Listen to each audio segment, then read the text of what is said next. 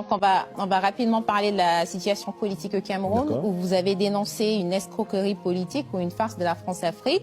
Vous avez appelé le récent scrutin du 12 octobre 2025 une illusion électorale. Quels en sont, selon vous, les signes les plus flagrants d'y arriver? Mariam, pour qu'il y ait élection, il faut des listes électorales. Le Cameroun n'en a pas. Pour qu'il y ait élection, il faut une commission électorale indépendante, impartiale. Le Cameroun n'en a pas. C'est les partisans du pouvoir. Pour qu'il y ait élection, il faut qu'il y ait un juge électoral, une justice impartiale. Or, le Conseil constitutionnel sont les militants du RDPC de M. Biya. Pour qu'il y ait élection, il faut que les médias publics soient accessibles à la concurrence des candidats. Ce n'est pas le cas. Ils sont confisqués par un candidat et qui choisit. Pour qu'il y ait élection, il ne faut pas qu'il y ait un candidat qui choisisse qui doit l'affronter. Or, au Cameroun, M. Biya a éliminé d'autorité tous ceux qu'il ne voulait pas voir l'affronter à l'élection et il a choisi des opposants compatibles. Enfin, écoutez, pour qu'il y ait élection, il faut au moins qu'il y ait un débat idéologique sur l'avenir du pays. Rien de tout cela au Cameroun. Celui qui est présenté maintenant comme le challenger de M. Biya était son ministre il y a 4 mois. Issa Chiroma, il était ministre depuis 25 ans. Et il était le porte-parole pendant pratiquement 15 ans de M. Biya pour abrutir les Camerounais. Donc moi je dis qu'il n'y a pas eu élection le 12 octobre. Il y a eu parodie. J'ai créé un concept. Je crée des concepts, Mariam.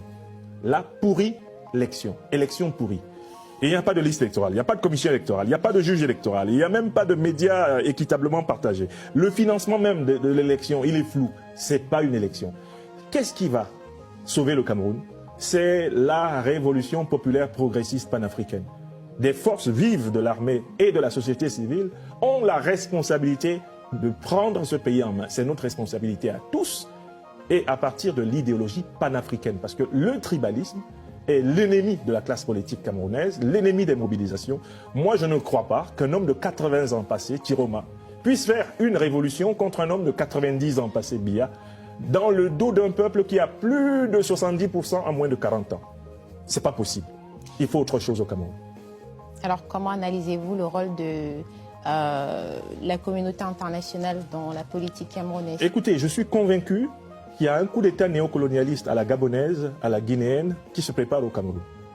Car derrière l'espèce de bravade de M. Chiroma, il y a sans doute des képis qui ne vont pas prendre le pouvoir pour M. Chiroma, mais qui vont prendre le pouvoir pour essayer d'assurer les intérêts néocolonialistes multiséculaires dans le pays.